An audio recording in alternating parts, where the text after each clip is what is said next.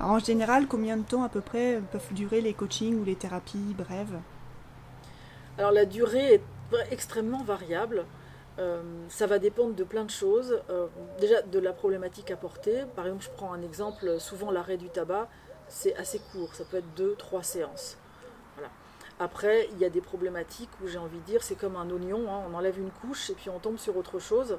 Et donc là, ça peut durer un peu plus longtemps.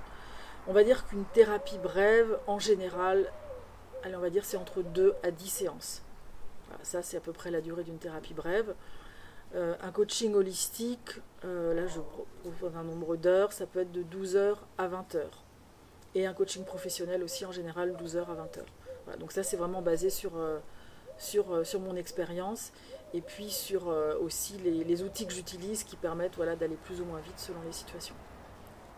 Et en général, est-ce que la durée, c'est quelque chose que tu arrives à prévoir au départ ou c'est quelque chose qui peut évoluer Alors, concernant la durée, en général, ce que je fais avec la personne, c'est que je lui dis, voilà, je pense qu'il faut partir sur à peu près tant d'heures ou tant de séances.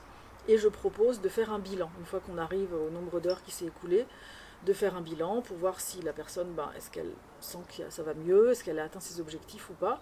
Si ça va mieux, ben, on s'arrête là. Et si ben, il y a encore du travail à faire, ben, on va modifier le cadre et je vais proposer en fait des séances complémentaires.